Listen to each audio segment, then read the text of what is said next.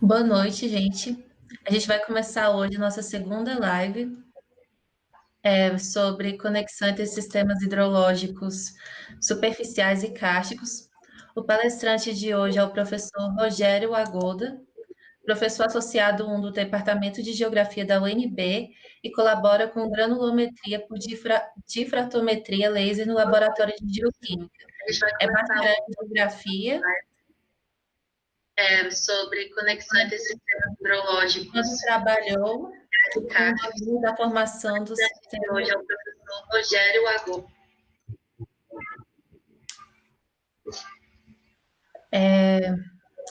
Quando trabalhou com colinas na formação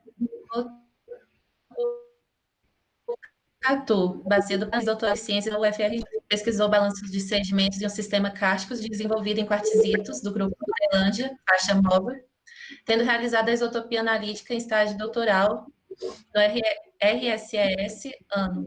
Possui experiência em geomorfologia, monitoramento hidrológico, geofísica rasa e geocronologia de paisagem. Suas pesquisas atuais são centradas no flúvio karst em carbonatos da formação Lagoa do Jacaré, Grupo Bambuí. Orientou 10 mestres e hoje orienta ou co-orienta 4 mestrandos e 4 doutorandos nos programas de Geografia e Geociências Aplicadas da UNB.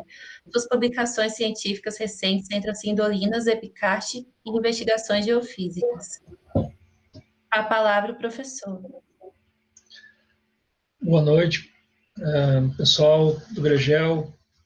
Obrigado pelo convite para fazer essa apresentação de comemoração aí dos 35 anos, né, do Gregel. A apresentação que a gente vai fazer hoje, né, ela, como o nome fala, o nome sugere, né, conexão entre sistemas hidrológicos de superfície, né, de bacias hidrográficas e do karst, que seria mais ligado a capturas, né, de drenagem que estariam em superfícies. Bom, os 35 anos do Gregel, eles significam para a área de trabalho que nós estamos trabalhando atualmente e que nós vamos ainda apresentar. O Gregel foi um dos pilares aí do mapeamento e do campo de reconhecimento que houve em Mambaí, em toda a baixada ali da Serra Geral de Goiás, no ano de 1996. Então, o Gregel participou desse grande mapeamento em 1996 e hoje resgatando essa história aí com esses trabalhos que a gente está realizando em Mambaí. A gente espera ainda poder fazer muitas conexões com o Gregel para poder realizar esses trabalhos que eu vou apresentar hoje. Bom, então, o que seria um modelo de escoamento superficial, né, que eu falo? Então, conexão entre os sistemas superficiais e kársticos, né? O modelo de escoamento superficial, há o escoamento de água, digamos assim, sobra na superfície, né? Ela resta na superfície, porque ela não consegue infiltrar. Então, mais ou menos o modelo é esse. Nós temos o fluxo, que é chamado de runoff, que é o fluxo que resta na superfície, além da infiltração. Esse fluxo ele se concentra nas encostas e chega aos canais. Aqui está o canal representado. Com isso, né, é formado um processo erosivo. Essa água que sobra na superfície, por escoamento superficial, que é o runoff, ou esse overland flow, que é o fluxo de superfície aqui que resta, essa água ela consegue transportar sedimentos. Quando ela transporta sedimentos, ela faz essa geometria aqui de encostas côncavas, né, como se fosse uma bacia, e por isso é chamado bacia hidrográfica, né? Então, em relação a isso, nós temos, como é formada a bacia hidrográfica? Nós temos, então, a chuva, ela precipita, ela chega à superfície, ela recarrega os aquíferos e o abastecimento subsuperficial também do solo, que seria essa parte da infiltração aqui, com a árvore, as raízes, e recarregando, né, esses aquíferos. E essa água, ela, quando recarrega os aquíferos, ela recarrega também os canais permanentes, né? Quando há chuvas muito intensas, a água chega na superfície, sobra e vai até os canais diretamente sem recarregar o aquífero. Então, essas duas águas se encontram lá e tem um poder erosivo para a formação de canais, né? Então, nós temos os canais, que são formados aqui nessa porção, e temos também o escoamento superficial, que gera erosões, né, de escoamento superficial, ou um aumento da rede de canais, dependendo das forças de fluxo aí, e de uma coisa que a gente chama ajuste de declives, né? Nós temos uma mudança de níveis de base. Esse nível aqui, por algum motivo, por tectônica, ou por processos erosivos regionais, aumento de chuva, esse canal é rebaixado, e quando ele rebaixa, ele vai fazendo com que essa encosta eroda, certo? Bom, esse aqui é o modelo, tá, de escoamento superficial, que forma bacias hidrográficas, né? Então, nós temos aqui uma coisa muito clássica que nós consideramos, que é esse perfil aqui de rio, que nós chamamos de graded, ele está em equilíbrio, né? Então, quando um canal está em equilíbrio, uma rocha que, digamos, foi soerguida, né, por um evento tectônico, em equilíbrio, ela vai erodir mais nas encostas e depositar mais nos fundos de vale, fazendo uma feição côncava, né, pela concentração de fluxos até a parte mais baixa, né? Então, que isso fique claro aqui, né, nessa primeira apresentação da bacia hidrográfica. Bom, isso não acontece, isso é uma explicação clássica que chama de estado de equilíbrio, né, de deposição, de erosão e deposição de canais erosivos. Isso acontece para todos os canais, o Amazonas, o Mississippi, enfim, todos os grandes rios se organizam dessa forma, e os pequenos canais também, que a gente conhece em Brasília, por exemplo, também se organizam assim. Porém, né, no karst, a gente tem, no karst seria o local onde existe influência de rochas, enfim, com alguma solubilidade ou alguma porosidade que permita que a água infiltre mais. Então, no karst, a gente não tem essa condição muito bem estabelecida, né? Vejam bem essa figura aqui de Noida de 2017. O que nós temos aqui? Nós temos uma formação de bacia hidrográfica representada, nós temos canais aqui, canais de cabeceira, né, de primeira ordem, e abaixo disso nós temos uma erosão, né, no fundo do vale, né, que é gerada, será que é gerada por esse canal? Né? Provavelmente não. O que acontece no karst? No karst nós temos a formação de cavernas, né, porque nós temos rochas ali com uma solubilidade um pouco maior. Então esses canais, eles podem, por vezes, estarem superficiais e por vezes estarem subterrâneos, conectando essa área aqui com outros níveis de base. E muitas vezes esses canais podem simplesmente, esses canais, digamos assim, não são canais, claro, mas são rios subterrâneos, que a gente chama de fluviocast, e às vezes essa condição acontece. Esses fluviocastes, eles podem colapsar, gerando os cânions. Esse é só um dos tipos de feições kársticas, existem muitos outros que eu não vou conseguir abordar todos aqui, né? Mas esse é um dos tipos de feições kársticas que acontecem, são os cânions, aqui muito profundos por causa do colapso de cavernas, que estão ligados a fluviocastes, a concentração de fluxo. Então, isso acontece na bacia hidrográfica. O que vai acontecer com o nosso perfil de rio lá, o nosso graded? Né? Na verdade, ele não vai acontecer, né? Ele, digamos que teria, se tivesse uma encosta um pouco maior aqui, nós temos esse perfil de equilíbrio na parte superior, e quando o rio está chegando num compartimento kárstico, com rochas com dissolução, o rio tende a ser capturado.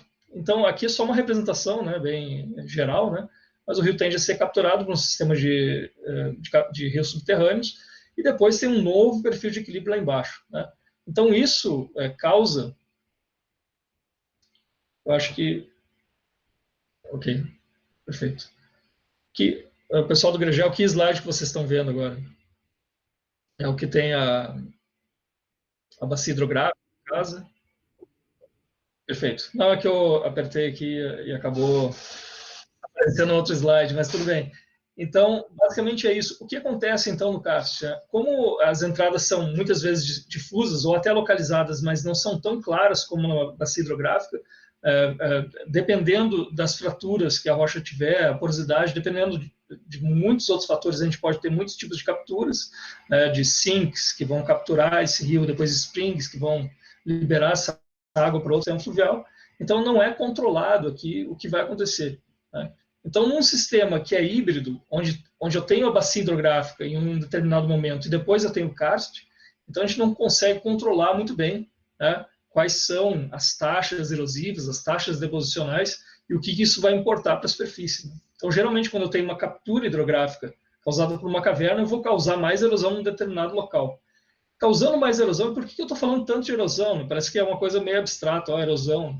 A erosão consegue transportar o sedimento, o solo, para dentro dessas cavidades, né? Isso é muito importante, muito relevante. Quando a erosão transporta o solo para dentro dessas cavidades, ela transporta, né, todos os elementos, digamos, elementos químicos, de poluentes, defensivos agrícolas, ou até, enfim, matéria orgânica ali da agricultura, ou, enfim, de alguma contaminação industrial, ou outros tipos de contaminantes, eles chegam, né, juntamente, principalmente com os materiais mais finos, dentro das cavernas. Então, hoje em dia, com o uso do solo, com o aumento, né, do uso do solo, e muitas vezes mudanças nos regimes hidrológicos subterrâneos, por causa, né, do uso também da sobrecarga dos sistemas subterrâneos, a gente tem a reativação ou uma ativação maior desses sistemas kársticos que vão fazer com que mais capturas aconteçam, né?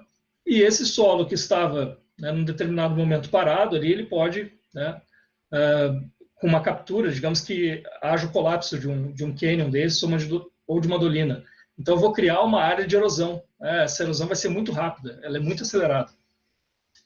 E esses sedimentos vão chegar com contaminantes dentro das cavernas, né? Antes não chegavam, estavam num perfil de equilíbrio maior, e depois vários perfis de equilíbrio são criados aí quando há essas capturas. Então, isso é muito importante, muito relevante, porque controla o tipo de sedimentos que vai ter dentro das cavernas, dependendo das áreas que a gente está trabalhando. Então, está tudo relacionado a esse sistema erosivo da caverna. Que área que a gente tem que proteger, né, para uma caverna? Como a gente faz esse mapeamento? A gente vai fazer esse mapeamento se a gente conhecer bem, né, os regimes de fluxo hídrico que chegam dentro de determinadas cavernas ou determinadas dolinas que fazem contato com o sistema kárstico. Então, o que seria o kárstico? Às vezes, eu imagino que o público que esteja vendo todo saiba, né, seja interessado pelo kárstico, mas algumas pessoas podem não saber. Então, o que seria o kárstico? O kárstico pode ser considerado como um tipo de terreno com formas e sistemas de drenagem diferenciados pela combinação de alta solubilidade da rocha, né? Então, a solubilidade da rocha vai fazer com que algumas fraturas se abram mais, né, façam uma porosidade secundária do que seria a porosidade primária da rocha, que é dada pela deposição, né? Essa porosidade secundária se desenvolve bem nas fraturas e a gente tem, então, essa percolação de água mais concentrada nessas fraturas, né, que ajudam mais ainda a dissolver. Então, através do alargamento das fraturas e das descontinuidades. Os meios são fraturados, né? Poucos meios não são fraturados, eles passam por esforços tectônicos aí durante, enfim, a sua história, né, geológica, e essas fraturas permitem com que a água com pressão de CO2 infiltre, né? Então, essa solubilidade é encontrada preferencialmente em rochas carbonáticas, como calcários, dolomitos e mármores, tá? E são atacados por água naturalmente acidulada. Então, nós temos uma pressão de CO2 ali, né, como vocês estão vendo, junto com a água, né, gera o H2CO3 que ataca a rocha carbonática, né, e causa a dissolução.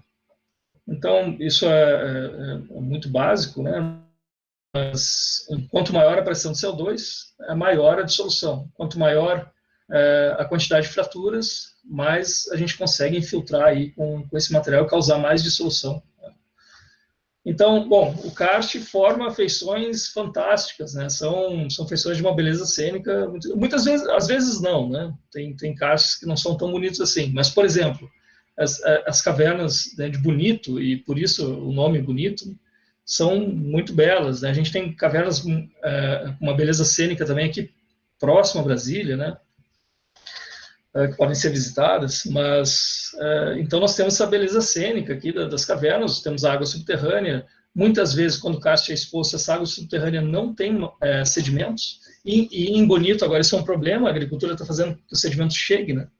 Então vai prejudicar muito o turismo. Essa discussão está sendo feita em Bonito agora. Bom, junto com isso, nós temos essa água freática, né? Essa água que praticamente não tem sedimentos e por isso ela tem essa cor azul, né? Se tivesse sedimentos, seriam sedimentos finos e a água estaria turva. Mas, enfim, então essa água freática, né, tem contato com essa água vadosa que infiltra, né, pelo pacote carbonático e forma essas estalactites, né, no teto, né, que formam aí essa cena do sistema kárstico muito bonita, né? Mas o karst, né, que forma essas belezas cênicas incríveis em carbonatos, ele acontece só em carbonato? Essa é uma discussão muito, muito relevante, né? Porque tem muitas áreas que têm feições kársticas e há a eterna discussão, olha, isso é karst ou é pseudokarst? Né? Então, tem vários autores trabalhando com essa ideia de que os karstes não são formados somente em carbonatos, né? E que mostram, por exemplo, esse é um trabalho nosso de 2011 em Minas Gerais, numa cidade chamada de Rio Preto, e lá nós temos um karst muito bem desenvolvido em quartzitos, né? Então, vocês vão me perguntar, isso é dissolução? Muitas vezes não, né? É dissolução de alguns elementos que estão, né, nas dobras ali do quartzito, do grupo Adrelândia, mas não do quartzito em si, né? Tem feldspatos, enfim, micas, muitas vezes, e esse material dissolve. E com queda de blocos, enfim, o próprio quartzito, a porosidade dele permite, né, que a água infiltre nas fraturas, né? Ele tem núcleos muito rígidos e próximas fraturas, muitas vezes em zonas de cisalhamento, esse quartzito é mais friável, então a água consegue fluir, né, por esses pontos friáveis e transportar grãos também. Com esse transporte de grãos faz essas cavidades que a gente está vendo aí, bem grandes, né? Tem cavernas muito grandes nessa região, em Bitipoca também, ou até Tepuy Mountains, né, ali na fronteira entre Brasil e Venezuela. Bom, então, a gente poderia dizer, olha, é karst ou pseudokarst? Talvez fosse mais fácil classificar da forma que é pseudokarst se for uma coincidência, né? Por exemplo, uma queda de blocos de uma encosta que gerou uma gruta, os blocos geraram uma gruta. Mas a gente poderia chamar, então, muitos autores defendem essa ideia de karst não carbonático, ou karst que não se desenvolve em rochas solúveis. Quando a gente está falando de karst que acontece em arenito, que acontece em quartzito, ou até em minério de ferro, em basalto, e envolve o sistema hidrológico, né? A água está infiltrando numa posição e erodindo parte das fraturas ou das juntas e retirando material ali, produtos. Então, aqui a gente teria um karst não carbonático, um karst em quartzito. E um dos autores aí que trabalhou muito com essa questão, eu até queria prestar uma homenagem aqui, eu cheguei a conhecer ele no tempo que eu estive na Austrália, o Robert Ray, ele que fez as grandes revisões aí sobre ele que uniu todos os pesquisadores que trabalhavam com essa ótica de karst não carbonático. Isso aumenta muito a importância do sistema kárstico, né, das águas que estão na superfície, infiltram diretamente para o sistema vadoso depois freático, recarregando nessas cavernas, porque não seriam só em rochas carbonáticas, né? Ele fez essas grandes revisões e o Robert Ray, infelizmente, faleceu em 2017. Nos deixou aí, ele estava na casa de 50 anos, jovem para um pesquisador, né? Tinha muito a oferecer ainda, ele estava aí realmente num bom posicionamento de publicações aí, e produzindo muito conhecimento junto com o Young, lá da Austrália também, e outros pesquisadores importantes, como o Francesco Sauro, da Itália, né? Então ele estava produzindo muito conhecimento sobre isso. O Francesco Sauro visitou muitas vezes o Brasil, né? Ele estava trabalhando junto com o Robert Ray sobre as cavernas nas montanhas Tepuy. Bom, então o karst tem uma importância, né? Justamente porque o sedimento ele é transportado da superfície e chega, ou as águas infiltram, né, na rocha carbonática e reprecipitam, né, elas infiltram e precipitam nos dutos, o karst tem uma importância muito grande. E essa importância ela pode ser vista nos estudos paleoclimáticos, como é do grupo do Cruz, por exemplo. Por exemplo, essa estalagmite que nós estamos vendo aqui, ela foi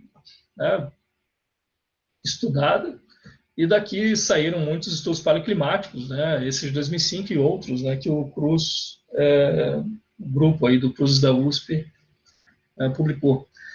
Mas não também só para estudos paleoclimáticos, né, onde vai se estudar aqui a quantidade de isótopos de oxigênio e outros isótopos aí, e se fazer datações, né, desses temas, mas também a gente pode ver em muitas cavernas que a caverna é um ambiente muito favorável à preservação de fósseis, né?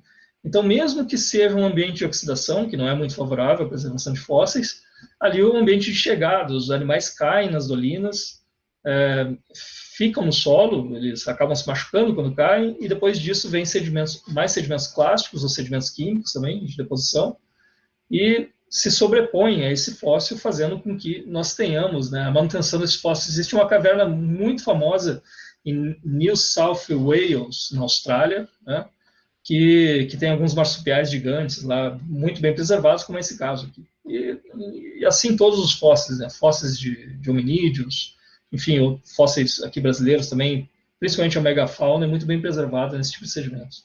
E, por exemplo, aqui a caverna Tarimba, né, que é uma caverna que nós estamos estudando agora, ela mostra, né, a importância da manutenção da fauna. Existe uma fauna, muitas vezes a fauna das cavernas é endêmica, né? O que é uma fauna endêmica? Uma fauna que só acontece ali.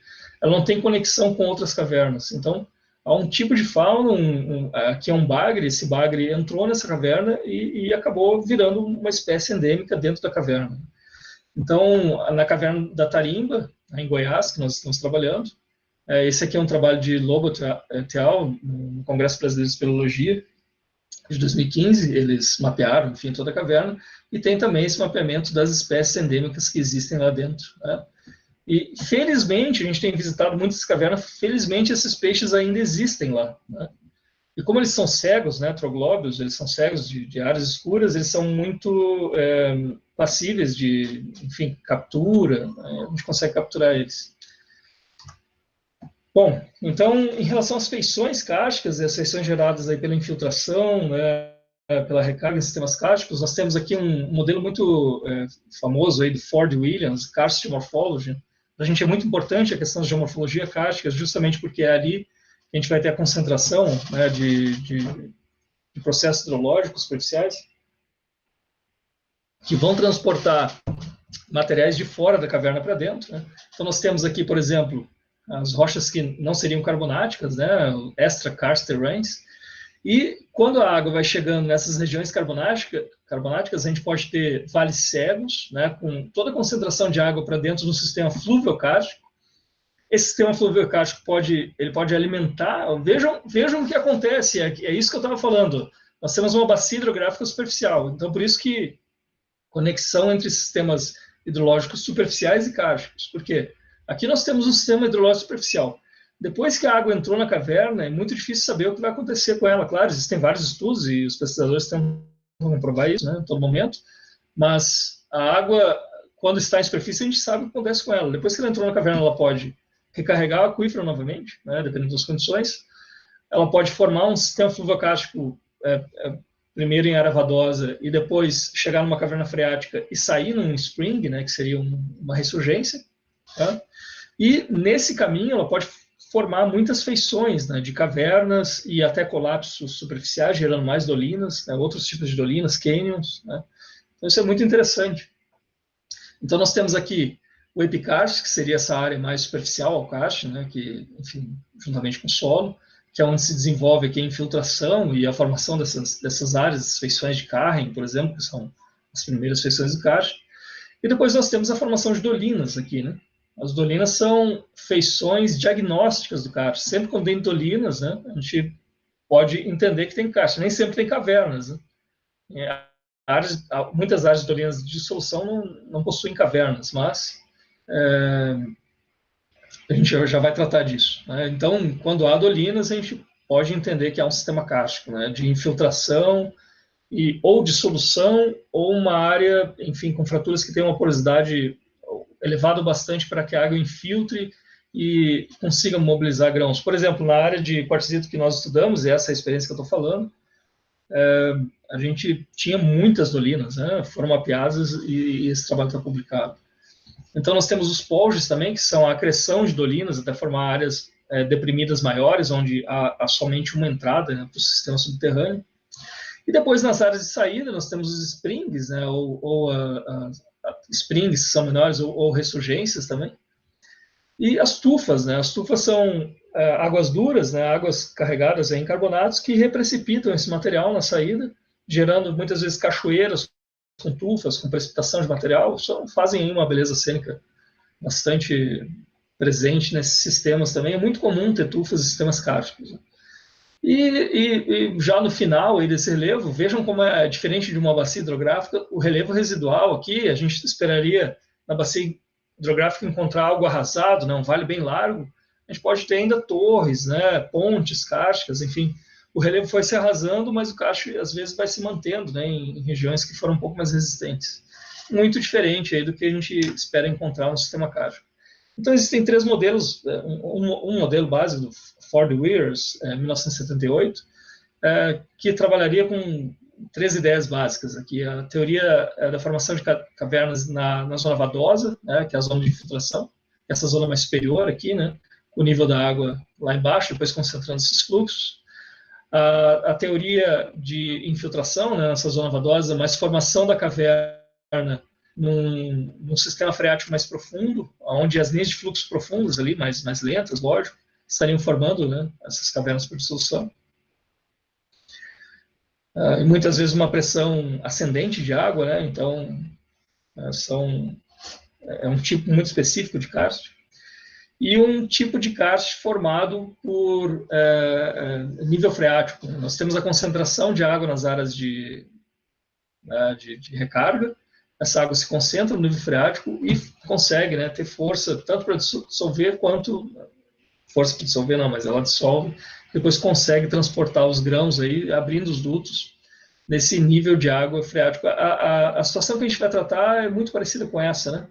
Nós temos recargas que tanto podem ser pontuais de rios grandes como de áreas de recarga, que conseguem, né, alimentar esse rio subterrâneo no nível freático e sair em ressurgências. Né? Esse modelo é muito interessante para tratar o que a gente vai tratar hoje. É um modelo conceitual de sistema kárstico adaptado de Hartmann, 2014. Hartmann, professor da USP, que, enfim, é muito experiente no trabalho com sistemas kárstico, ele trabalha justamente com isso.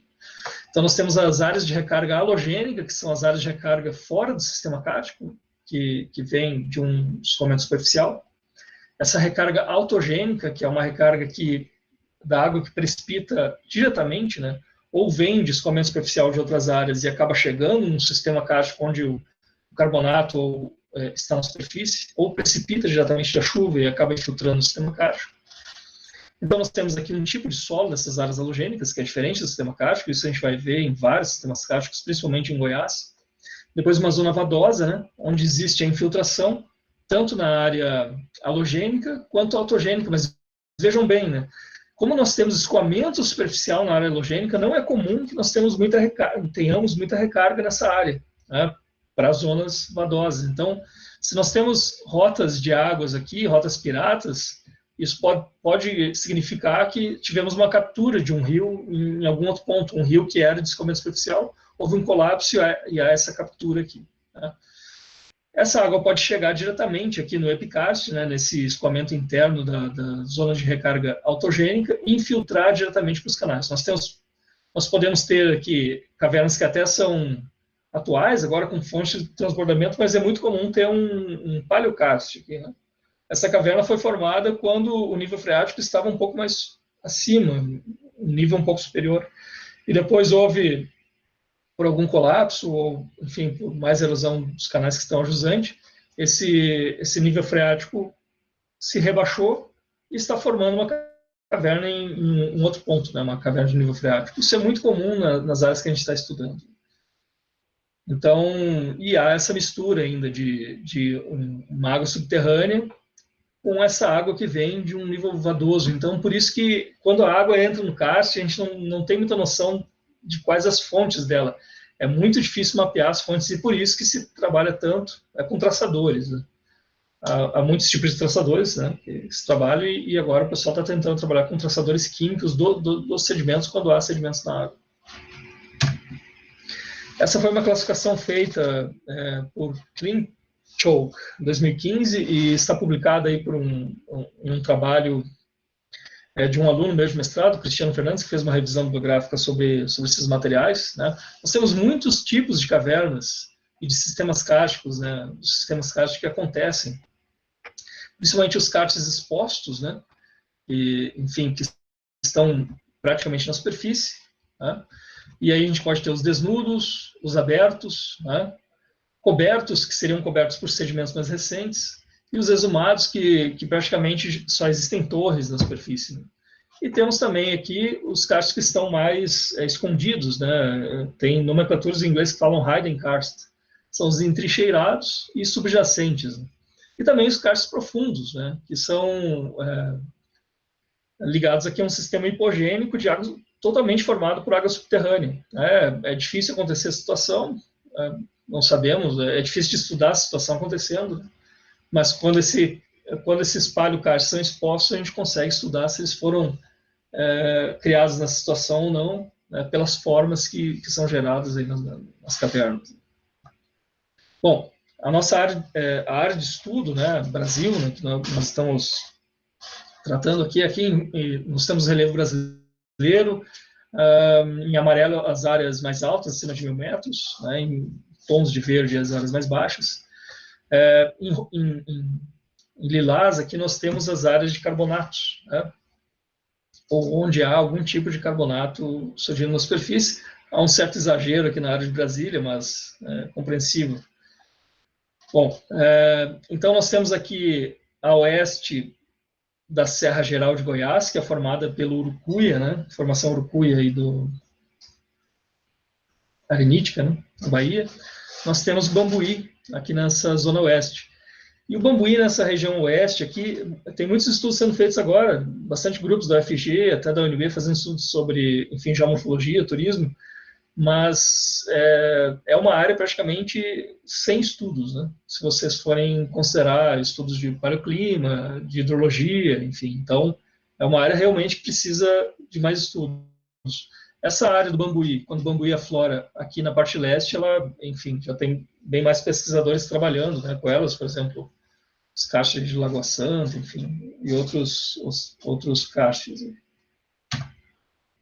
E essa área aqui, né, nós estamos começando a estudar uma área, isso começou em segundo semestre de 2018. Nós estamos começando a estudar uma área aqui que chama Bacia do Rio Corrente. Essa bacia é bastante relevante, ela drena as águas aqui do Urucuia, dos rios Buriti e Vermelho, e chega até Alvorada do Norte, uma cidade relevante aí no norte goiano. Né? Nós temos aqui a cidade de Alvorada do Norte, a cidade de Mambaí e a cidade de Sítio Atibaia. Em amarelo, nós temos as cavernas mapeadas na região, que são 152, as mapeadas. Né? Podem ver algumas cavernas que não são ainda mapeadas. E aqui nós temos a área, né, que é mais ou menos 60% dessa região, que é a área de preservação ambiental Nascentes do Rio Vermelho, APA-NRV. Né? E é aqui que nós estamos centrando nossos trabalhos. Vocês vejam que há uma concentração aqui das cavernas bem nessa região, né? Que é uma das partes aí do afloramento carbonático. E nós estamos começando os trabalhos nessa região.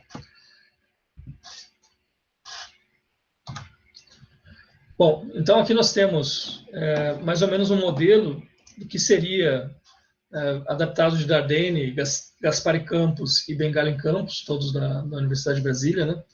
Esse modelinho aqui estratigráfico, né? Esse perfil transecto, né? Do que seria a disposição superficial dessas rochas. Né?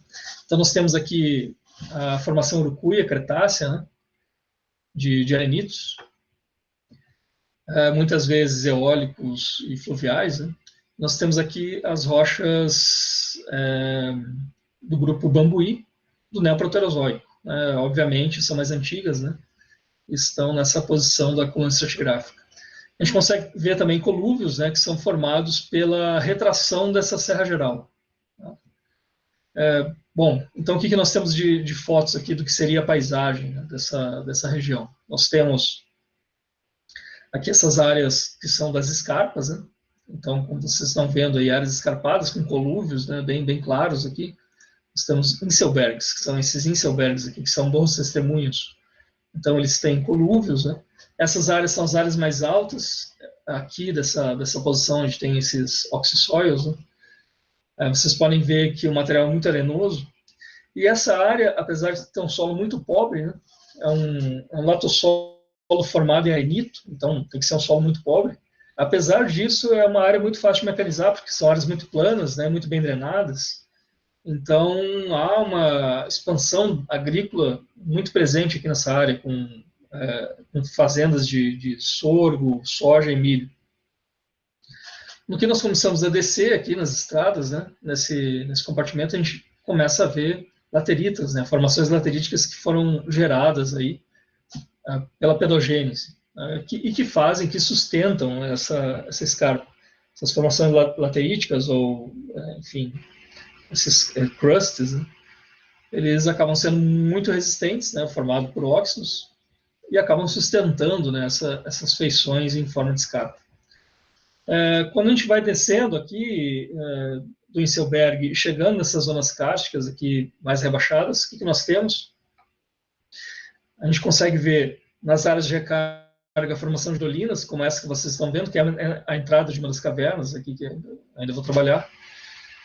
Aqui, essas áreas vão colapsando em grandes sistemas de rios subterrâneos, que podem ser expostos pelo colapso, né, pela formação de um cânion. E aqui já nós temos uma área mais rebaixada, aqui, que é conectada com o rio corrente. Então nós fizemos antes de começar esse trabalho, realmente, a gente fez um mapeamento geomorfológico assim, dessas áreas, alguns controles geológicos e controles de relevo, né? Então, há uma intersecção aqui, fizemos uma intersecção entre diferentes informações, né? Então, nós temos aqui, na distribuição geológica, o Urucuia, o arenito Urucuia, as áreas de colúvio, em amarelo aqui, as áreas onde há mais concentração de oxissóios, na parte sul da bacia, então há um relevo mais preservado ali. O carbonato da formação Lagoa do Jacaré, Bambuí, tá? E o Bambuí, os claystones, né? Mas esse claystone ele está também muito distribuído aí no que seria a formação Lagoa do Jacaré. A gente não consegue dividir muito bem, e há muitos trabalhos, há um trabalho do Bengala, um orientando do Campos, né, do Eloy Campos, que fez um mapeamento, fez a descrição de várias colunas estratigráficas na formação Lagoa do Jacaré. Bom, e mostrando que existem muitos traps aí de claystones, junto com esses carbonatos. A gente também aplicou um tipo de modelagem chamado Topographical Index, que divide, né, zonas. A gente pode dividir, enfim, várias escalas. A gente consegue dividir em costas, mas aqui a gente dividiu em zonas maiores, né?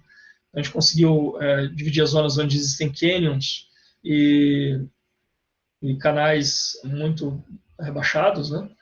Zonas de encosta média, enfim, zonas mais elevadas, né, de cabeceiras de drenagem,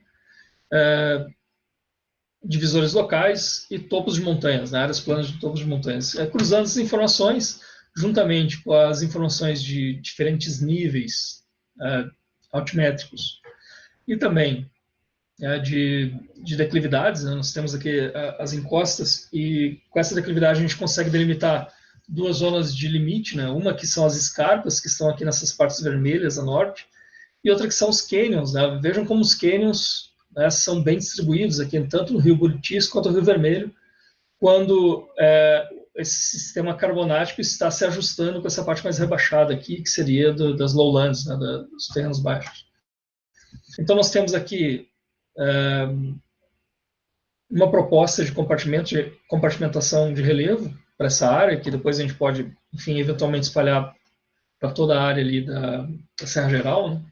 Então nós temos aqui as terras altas, né, que seriam essas highlands controladas pelo Urucuia, as áreas de talos, né, que são essas áreas de regressão que vão deixando detritos, né, da Urucuia, os terrenos kársticos, que são essas áreas verdes aqui, onde acontecem as cavernas, dolinas, enfim, outras feições, e as terras baixas, né, que estão em azul aqui, como vocês podem ver, que também são formadas em carbonatos, mas já estão totalmente ajustadas, né, ao nível de base. Ou seja, se a gente for lembrar daquele nível, né, aquele perfil de equilíbrio do rio, aqui já está ajustado com o grande rio, que é o Rio Correntes, né, o corrente. E aqui nessa parte aqui de karst terrains, não. Aqui os rios estão sendo capturados por uma série de fraturas e cavernas que vão depois desaguar nesses grandes rios que estão ajustados aos cânions.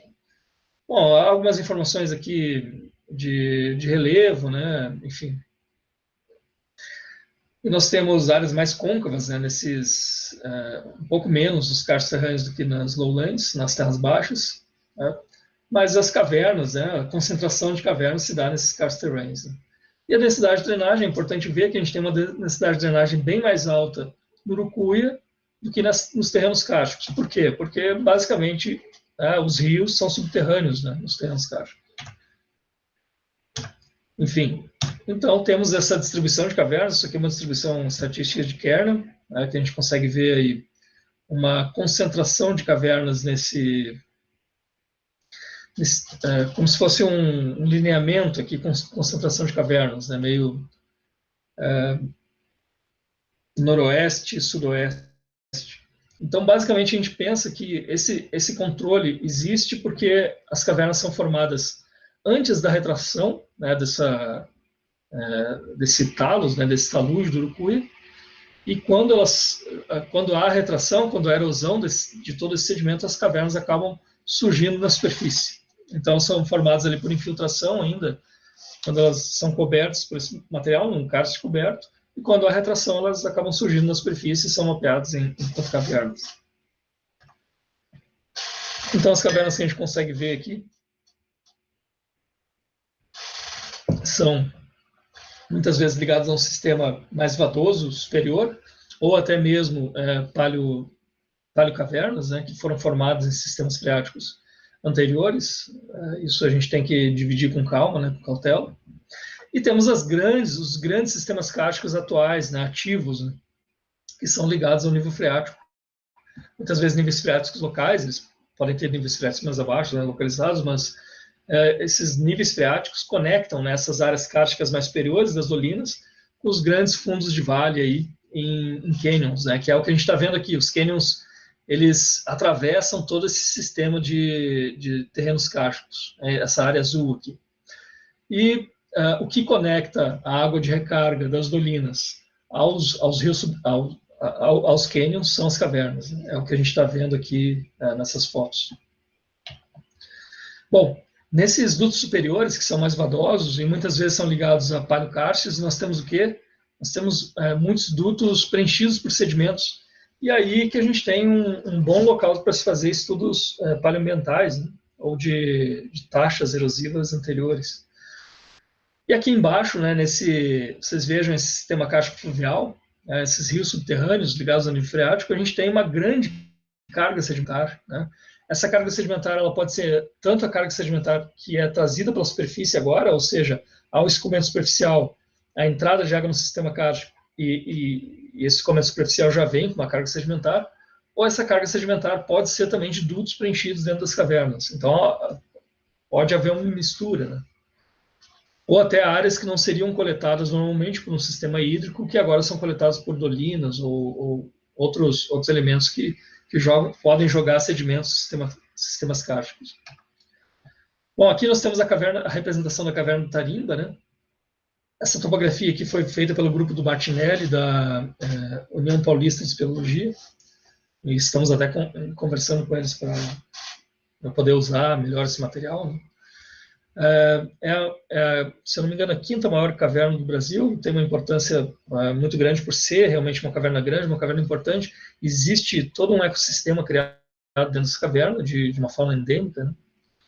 Como vocês podem ver, ela tem uma área de recarga ligada aqui a esses terrenos cársticos, tem uma dolina muito bem representada aqui, que é a principal área de recarga dela.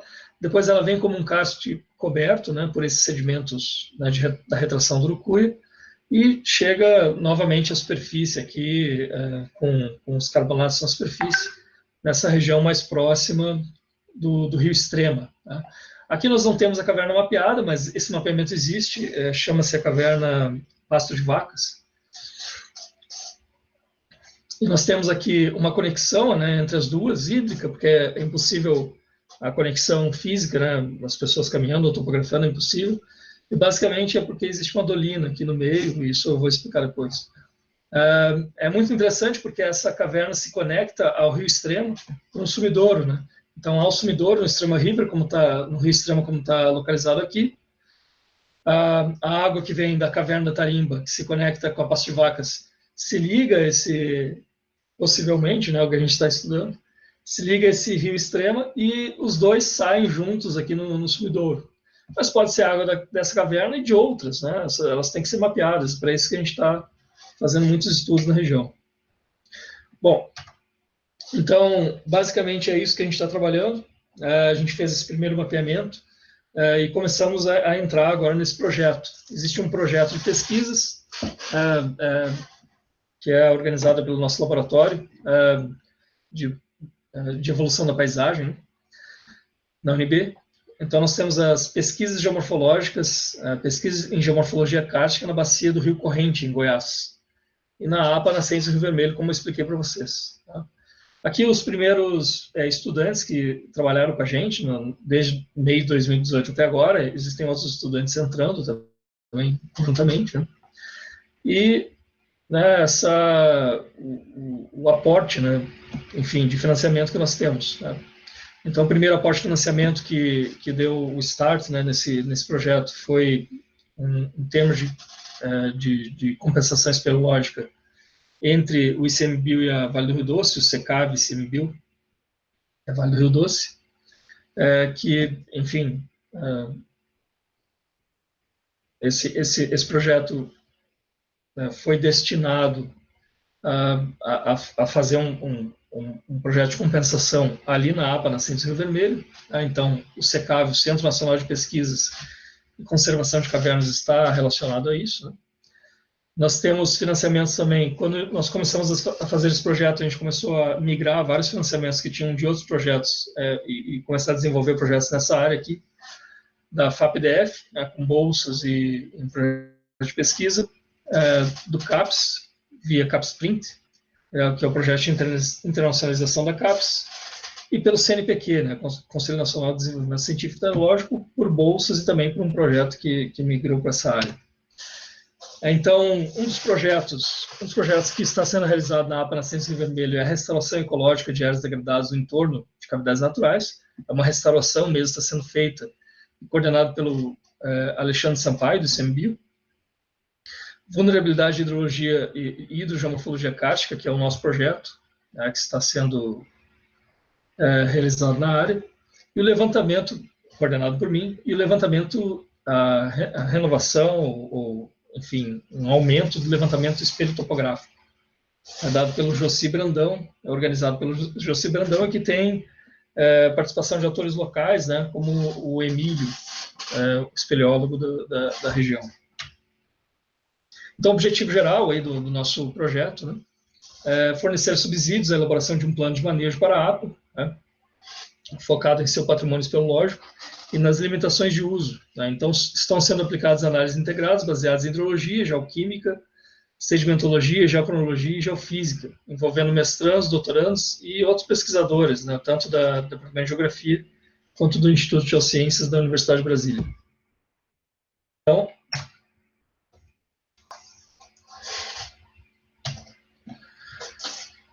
o que nós temos aqui é a distribuição de estudantes, né, que estão trabalhando em conjunto conosco, que são estudantes de mestrado, de doutorado e de graduação. Aqui são só os de mestrado e doutorado.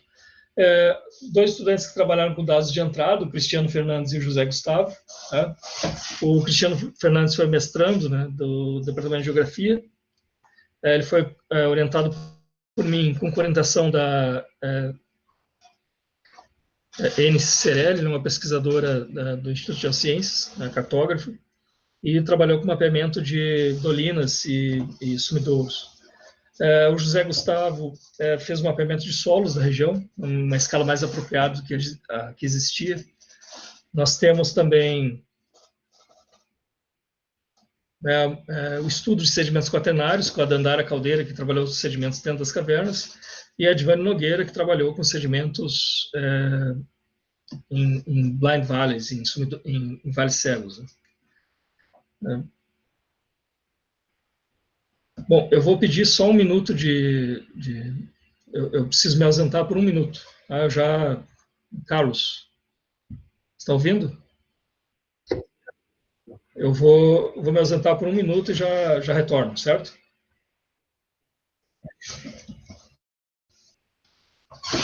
Acho que vocês podem ir anotando perguntas.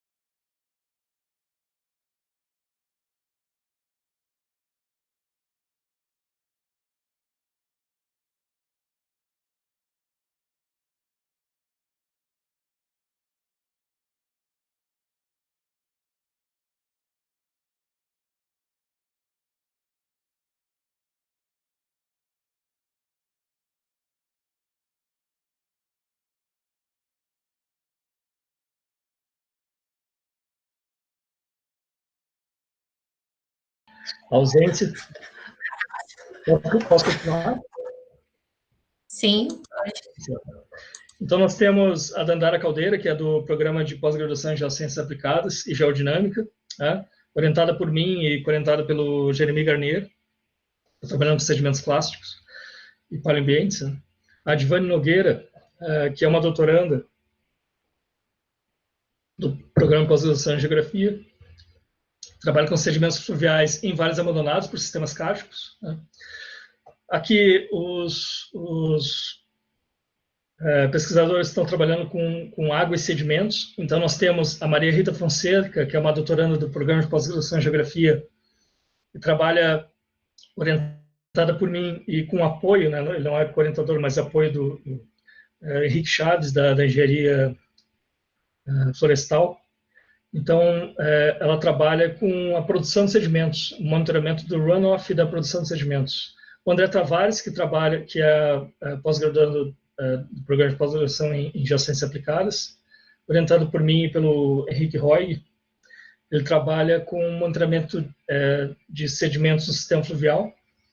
Então, os sedimentos estão sendo transportados pelo fluviocast para dentro das cavernas, né? O Matheus Vieira, que vai trabalhar com as fontes, né? Então ele vai trabalhar com traçadores nas fontes de fluviais, né? E que entram também nesse sistema cástico. Aqui, a vulnerabilidade dos aquíferos, a Manuele Freire, né? Que é uma mestranda da Geociências Aplicadas e orientada pelo Eloy Campos. Então ela vai tentar estabelecer essa correlação entre água subterrânea e isótopos, né? O Olavo Abanço, que está trabalhando com vulnerabilidade do sistema cástico. Então, também tem os pesquisadores que estão trabalhando com métodos geofísicos. Né? O Yawar Hussein, que hoje está na Universidade de Irvine, na Califórnia, ele fez um pós-doutorado comigo, testando vários métodos geofísicos, tem algumas publicações, né, em eletroresistitividade e sísmica. A Amanda Neuhaus, que fez o TCC dela em geofísica com resistitividade elétrica na área, e a Isabelle Souza, que está trabalhando, né, com GPR em sedimentos fluviais e também no interior de cavernas. Tá? Bom, então nós temos aqui o trabalho do Cristiano Fernandes Ferreira. Ele trabalhou com detecção de dolinas com apoio de modelos digitais de elevação, e ele já terminou o mestrado dele. Então, enfim, eu convido vocês a visitar o trabalho dele. Aí está o nome dele, vocês podem ver o trabalho dele no ResearchGate ou na plataforma Lattes. Tá? Ele fez toda uma avaliação teórica, metodológica sobre como detectar as dolinas. Depois ele usou modelos digitais de elevação para a detecção dessas dolinas, tanto modelos mais gerais como o SRTM e o ALOS Pulsar, quanto fez também o próprio sobrevoo, né, com um drone, chegando a precisões entre 30 centímetros e 1 metro de pixel. Então ele conseguiu mapear a densidade, por exemplo, de dolinas, né, nessa área do Rio Corrente e cavernas. Vocês vejam que, né, as cavernas são mapeadas por visita, né?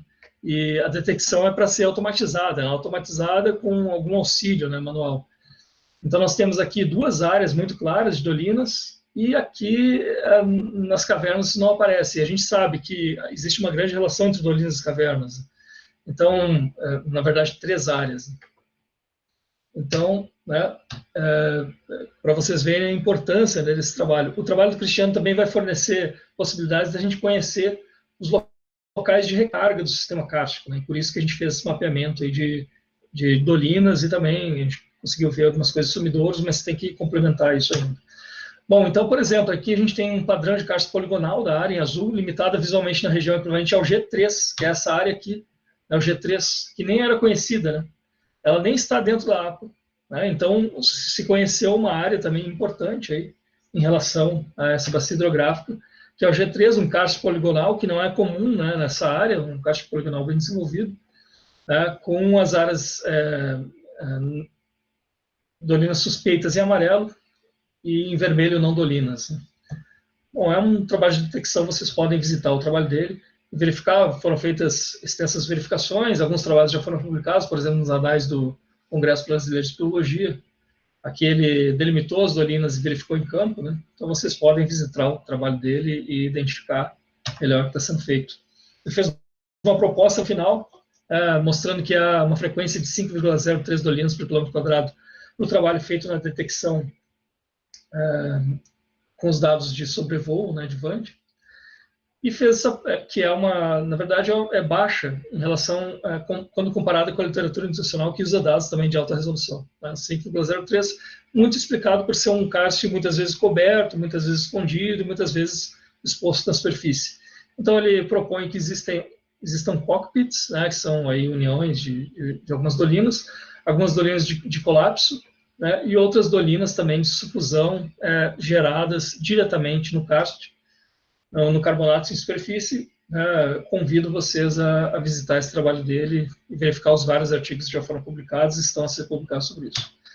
Bom, o José Gustavo Silva Nunes, ele fez um trabalho sobre mapeamento de solos através de técnicas diretas e indiretas na APA Nascentes Rio Vermelho, já completou o trabalho dele. Então ele fez técnicas diretas, que é o mapeamento de solos propriamente dito, e tentou, né, espraiar melhorar a precisão desse mapeamento de solos com técnicas diretas, com GPR, né, Ground Penetration Radar, espectrofotometria de várias amostras de solo distribuídas para tentar identificar padrões, tipos de solo, e também uma árvore de decisões para cada tipo de solo, no solo litólico. Eu já vou explicar quais solos que foram classificados lá nessa região. Tá?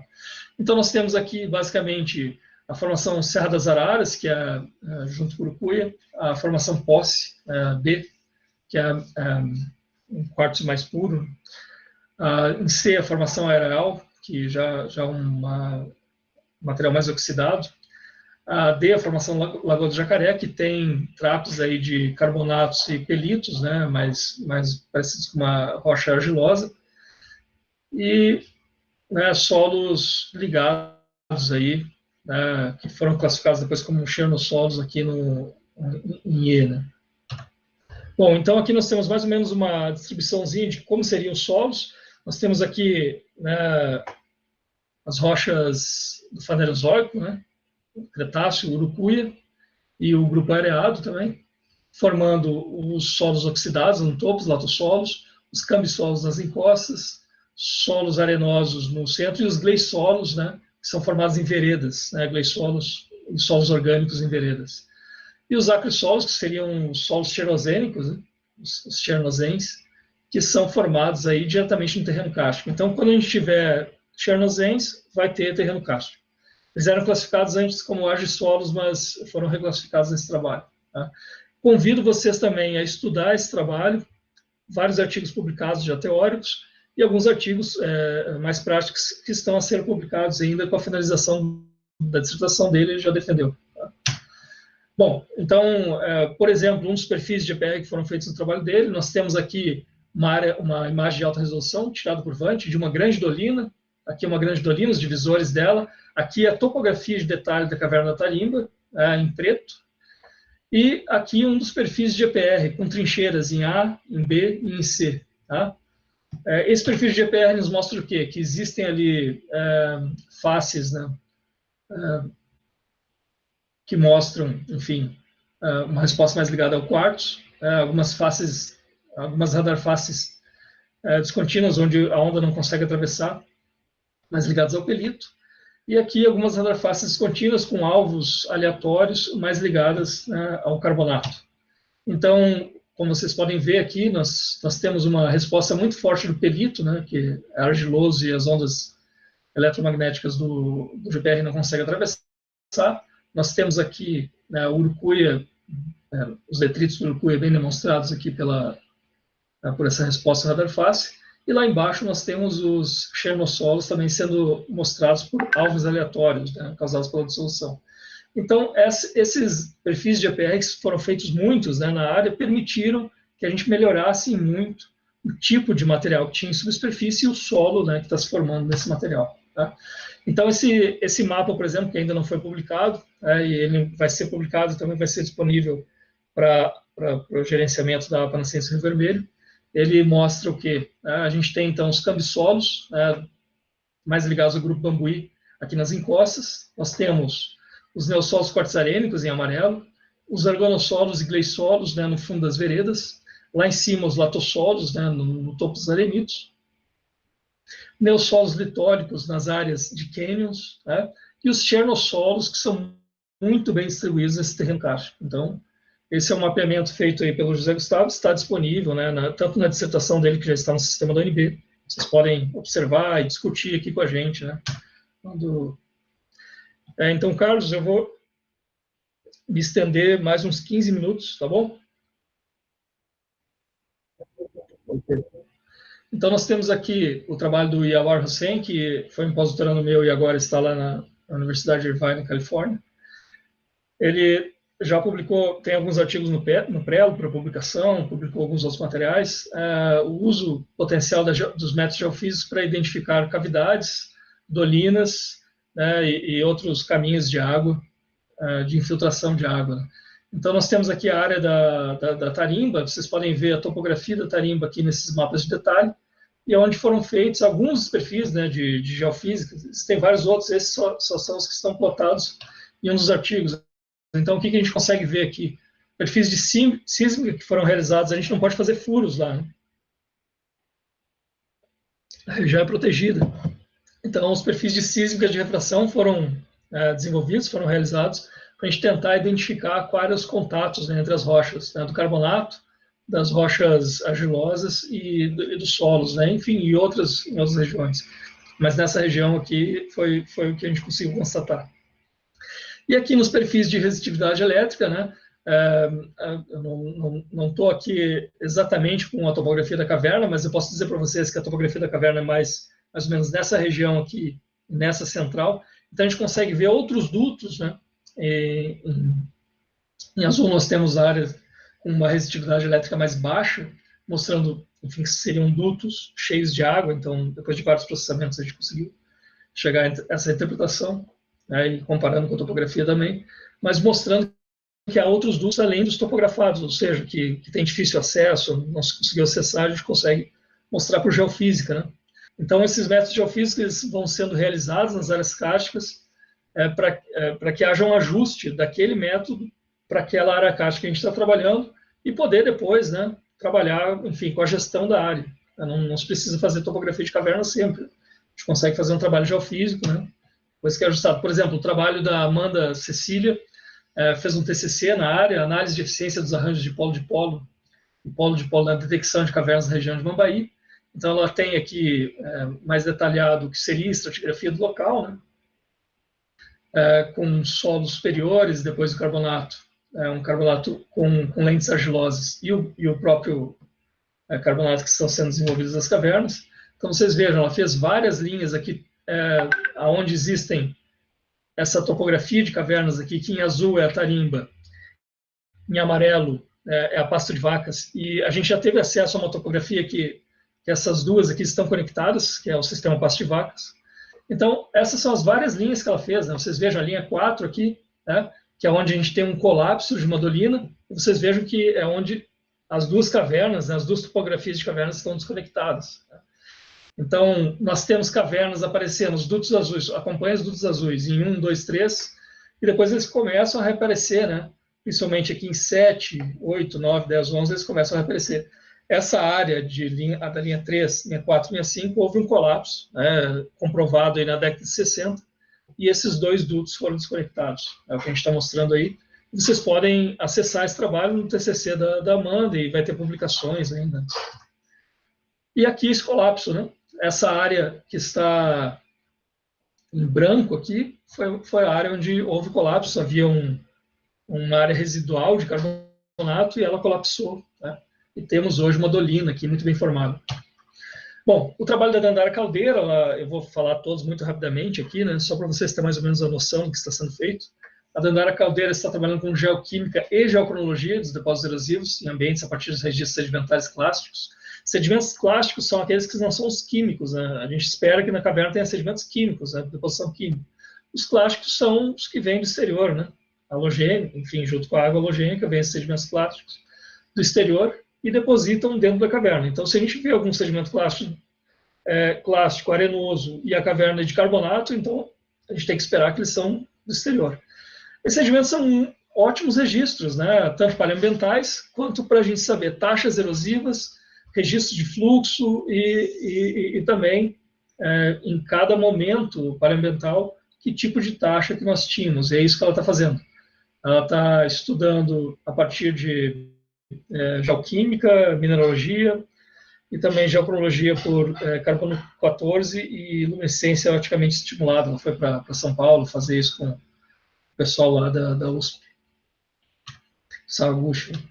Bom, eu vou entrar mais detalhadamente nesse trabalho dela, quando comparar esse trabalho com o trabalho que está sendo feito nos fundos de vale. Nos fundos de vale é um doutorado, a Dandara, vocês viram lá do programa de pós-graduação de ciências aplicadas. Nos fundos de vale, a Divane Nogueira está fazendo um estudo paleoambiental também, da dinâmica geomorfológica, dos sedimentos que estão nos fundos de vale. Então, vocês vejam, nessa área, que são os relevos cársticos, ela está estudando o Rio Extrema, o Rio Riachão e o Rio das Pedras, 1, 2, 3, né, que são conectados ao Rio Vermelho aqui embaixo, ambos em cânions. Então, ela está estudando 3 locais onde os rios foram capturados e acima dessa captura fluvial sobrou, né, enfim, foi abandonado um fundo de vale. Esses fundos de vale possuem ótimos registros estratigráficos, né, que é esse caso aqui, o Riachão das Pedras. Em tracejado branco nós temos um depósito sedimentar em fundo de vale, um meandro, né, aqui também no Riachão e no Extrema, né, esses 3 fundos de vale aí, com deposição sedimentar que foi abandonada. Então, vejam bem o trabalho que ela está fazendo, né? São depósitos muito profundos, né? Com uma alta energia. Não é tão comum essa energia em sistemas fluviais, justamente porque a gente está tendo essa competição de pirataria de canais, e muitas vezes há pirataria de um canal, uma deposição muito, muito maior que a normal, e depois o canal é pirateado novamente pela caverna, e essa deposição fica ali. Então, vocês vejam a dificuldade que é fazer esse trabalho, né? Assim como dentro das cavernas, aqui é bastante difícil, a profundidade de 4 metros, né, desse depósito, até um pouco perigoso, a gente tomou todas as precauções, e aqui a coleta, né, de amostras para fazer datação por luminescência oticamente estimulada, né. Aqui, também uma das trincheiras, vocês podem ver, esse material cinza aqui de tufa. Então, nós tivemos 2 eventos aqui, né, um evento mais lêntico e depois um evento mais arenoso, acima. Bom, aqui são os resultados dela, vocês podem, eu não vou me ater muito aos resultados, vocês podem consultar isso lá no trabalho dela, né, nos trabalhos que já estão publicados, ou que ela está a publicar, com o nome delas conseguem ver isso aí, mas enfim. Então, ela está fazendo trabalhos estratigráficos, né, de granulometria, para dividir, né, esses materiais, e vocês vejam, nós temos aqui muito diferentes, né, então, em um sistema fluvial, a gente esperaria que os vales funcionassem da mesma maneira. Olha, todos têm praticamente a mesma idade. Aqui não. O depósito 1, aqui que é o Riachão, né, tem 3.000 anos. O depósito 3, que é o Pedras, tem 23, o Extrema, 23.000 anos. Olha a diferença desses depósitos sedimentares. Em sistemas fluviais, isso geralmente não acontece. E o 2A e 2B aqui, que, enfim, é um funil, entre 2.000 e 2.200 anos. Enfim, ela está fazendo vários outros trabalhos aí ligados à geoquímica, então vocês podem consultar isso no trabalho dela. Bom, uma síntese aí desses 2 trabalhos que a gente pode ver. Então, nós temos sedimentos guardados nas cavernas de topo, logo abaixo do topsoil, que é o claystone, a rocha argilosa, e que é um karst coberto, né? Ele é um pouco escondido pela rocha argilosa e depois coberto pelo por esse material arenítico, né? Então, nós temos o quê? Depósitos sedimentares em cavernas muito suspensas, aí, então, provavelmente paleocársticos, que foram datados, né? E hoje nós temos um karst freático muito bem desenvolvido aqui. E também, em conjunto com isso, vales abandonados. Vejam só, o vale está abandonado e a caverna está mais abaixo do vale, né, que tem a água ativa hoje carregando todos esses sedimentos, né? Então, nós podemos datar os sedimentos que estão lá nos topos da caverna e os sedimentos que estão nesses vales abandonados. E vejam só as datas que nós temos.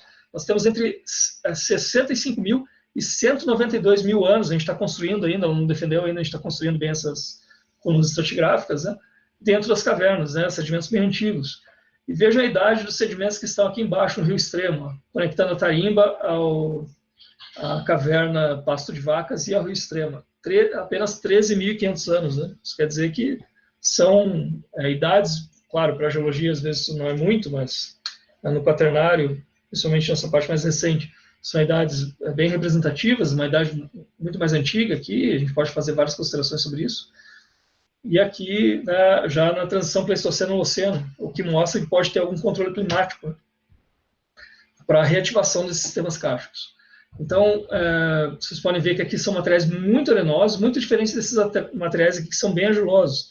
Então, os materiais arenosos conectaram nas áreas de recarga lá em cima, né, a formação da dolina, que recarrega a tarimba, e aqui os materiais argilosos do fundo de vale representam mais todo o trabalho, né, sedimentar que uma bacia hidrográfica faz até depositar esses sedimentos aqui no fundo de vale. Então, gente, isso aqui é o mais importante. Se a gente considerar 197 mil anos aqui nesses depósitos de caverna e apenas 13 mil anos aqui nesses depósitos de fundo de vale, e pensar que isso aqui não existia, né, esse fundo de vale não existia, ele existiu depois da formação dessas primeiras cavernas, a gente tem que pensar numa taxa de incisão de canal muito alta, né, de 0,38 milímetros por ano, tá?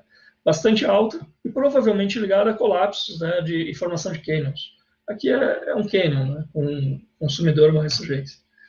Bom, voltando aqui, a gente vai ver mais um trabalho agora, é o trabalho da Maria Rita, né? Voltando aqui, a Maria Rita está trabalhando com os sedimentos superficiais, que são transportados pelo runoff, que é pelo escoamento superficial. Ela fez trincheiras aqui, as trincheiras não estavam construídas ainda, mas ela fez trincheiras aqui nessas posições. Tá? Por quê? Porque toda essa área esbranquiçada aqui acima da tarimba, ela vai ser uma área de proposta de preservação. A gente vai fazer no caso, o pesquisador Sembil, a gente está acompanhando, né, vai fazer uma recuperação dessa área com espécies de cerrado e também gramíneas, as quais a gente está testando, né, em parcelas hidroerosivas. Essas parcelas hidroerosivas se chamam runoff plots, né, elas medem, né, a quantidade de escoamento superficial que vem para dentro das caixas da água, elas são parcelas de Schmier de 21 metros, né, já uma referência da USGS americana. Bom, então a gente tem parcelas de solo exposto, parcelas de manejo, né, de gramíneas e cerrado, e uma parcela aqui no cerrado, estrito senso. Bom, vocês podem ver que é uma área muito desnuda, né, que não vai conseguir recuperar a vegetação sozinha, então por isso que tem que ter essa ação humana. Todo esse sedimento aqui, a gente tem que pensar que antes da ação humana isso era um cerrado, né, todo esse sedimento está indo para dentro da tarimba, né, então por isso que a gente tem que proteger essa área. Né. Vocês vejam, então, olha a quantidade de carga sedimentar que tem, né, nesses sedimentos aqui. Bom, após o primeiro ano, a gente teve um ano aqui de gestão com essas parcelas hidroerosivas. Após o primeiro ano, o que nós tivemos aqui de perda de solo? Né? O escoamento superficial e perda de solo no solo exposto foi de 10,65 toneladas por hectare ano, isso é muito alto. Né? Muito além da erosão geológica, a gente considera, por exemplo, no Cerrado, 0,2, né? 0,2, que é a erosão geológica, toneladas por hectare por ano. Então, a gente pode ver aqui que no Cerrado nós temos aí um escoamento superficial em vermelho de 1,6% somente, no solo exposto 33%, né? E nas gramíneas plantadas, que a gente plantou, de 30% diminuindo, né? Esse escoamento ele vai diminuindo, né? Esse escoamento superficial que consegue transportar o grão, ele vai diminuindo com o passar dos anos, as espécies vão crescendo e ele vai diminuindo. Então, a gente está testando isso nas parcelas hidroerosivas para calcular a quantidade de sedimentos que vai para dentro das cavernas e também permitir o que a gente sabe as melhores espécies e o melhor manejo para a gente fazer ali nessa área que vai ser preservada. Bom, por fim aqui, né, existem outros trabalhos, mas esses são os principais. Por fim, existe o trabalho do André Silva Tavares, que está fazendo um estudo em ambiente kárstico cerrado, processos hidrossedimentológicos. Ele está aplicando uma ferramenta chamada SWOT, que consegue fazer uma predição aí da quantidade de água e sedimentos a partir de dados medidos e, enfim, ele consegue extrapolar a quantidade de sedimentos medida em poucos eventos para o que seria uma série histórica de quantidade de água medida, de água que passa no rio medida, de vazão. Então, nós temos aqui a bacia do Rio Corrente, as cavernas, as dolinas mapeadas lá pelo Cristiano, e os pontos aqui que ele está medindo. Né? Nós temos pontos de pluviometria, que é esse ponto aqui principal do Rio Corrente, de fluviometria e de pluviometria, também de chuvas. Vocês vejam aqui, nós temos um controle, não é comum, geralmente as áreas mais altas chove mais, mas aqui no Vale do Paraná, né, chove mais, cerca de 1.200 milímetros por ano, e lá na Bahia, lá em cima, chove cerca de 900 milímetros por ano, um gradiente hidráulico interessante. E aqui nessa parte mais baixa, e em toda a área, vocês têm que pensar que no Cerrado, o bioma Cerrado, ele tem uma distribuição hídrica muito pobre. Nós temos uma concentração de chuvas no verão, né, e uma restrição ali de chuvas no inverno. Então, e junto com isso, as chuvas no verão são muito, muito torrenciais. Esse é o Rio Corrente, vocês vejam a diferença dele na estação seca, praticamente sem carga sedimentar, e na estação úmida, na estação chuvosa, com uma carga sedimentar tremenda, né? Vocês vejam a água bem turva. E ele está medindo tudo isso, né? Ele está fazendo essa medição, instalou equipamentos, está fazendo toda essa medição para poder extrapolar a quantidade de sedimentos que está sendo produzido nessa bacia inteira. E ele também tem um ponto, né, de modelagem em uma das cavernas, que é a tarimba, o sistema tarimba Passo de Vacas.